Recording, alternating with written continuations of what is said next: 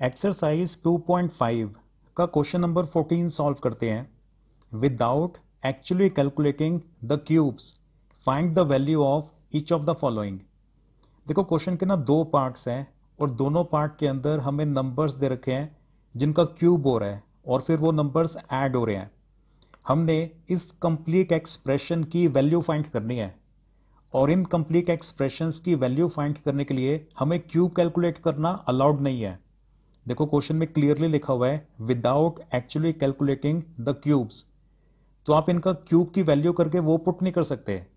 मतलब हमें किसी ना किसी आइडेंटिटी को यूज करके इन एक्सप्रेशंस की वैल्यू फाइंड करनी है।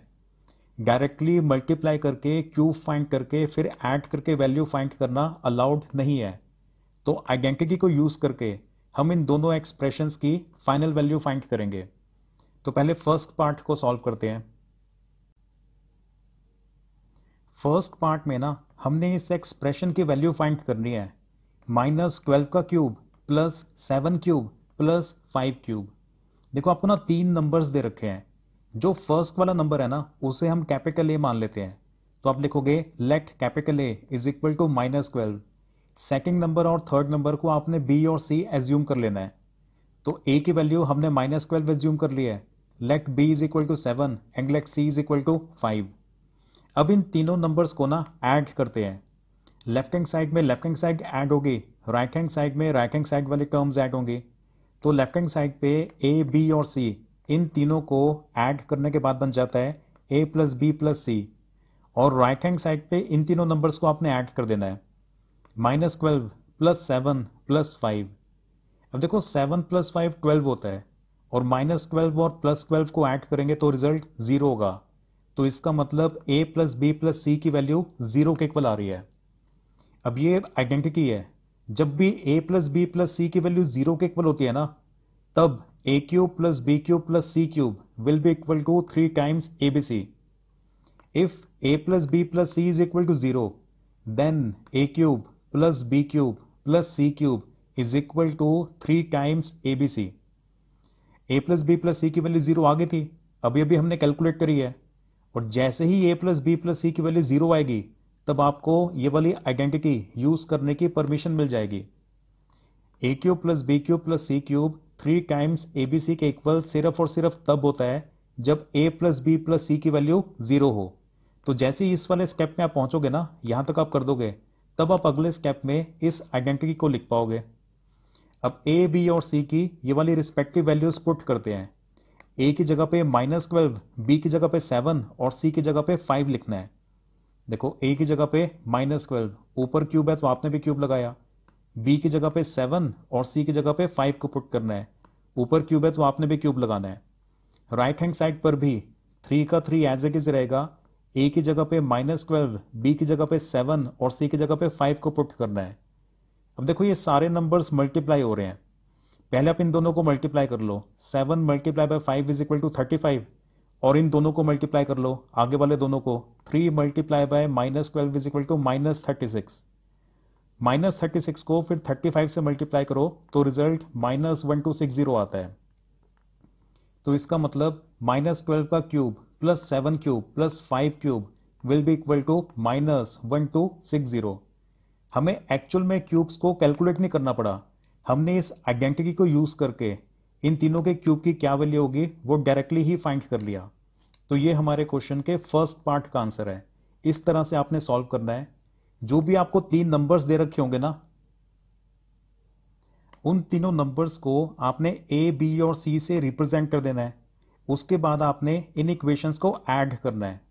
ऐड करने के बाद a plus B plus C की वैल्यू अगर 0 आ जाए तो आप फिर ये वाली आइडेंटिटी यूज कर सकते हो कि a cube plus B cube plus C cube is equal to 3 times abc। फिर लेफ्ट हैंड साइड पे और राइट हैंड साइड पे a b और c की रिस्पेक्टिव वैल्यूज पुट करनी है। यहां पर लास्ट में बस एक बार आपने मल्टीप्लाई करना है, मल्टीप्लाई करके आपके पास आंसर आ जाएगा। सेकंड पार्ट पे आते हैं। सेकंड पार्ट में हमने इस एक्सप्रेशन की वैल्यू फाइंड करनी है। 28 क्यूब प्लस -15 का क्यूब प्लस -13 का क्यूब। देखो फिर से तीन नंबर्स हैं और इनके क्यूब की वैल्यू हमने फाइंड करनी है आइडेंटिटी को यूज करके।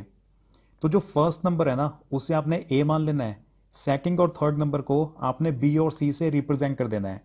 तो आप लिखोगे let A is equal to 28, B is equal to -15 and C is equal to -13।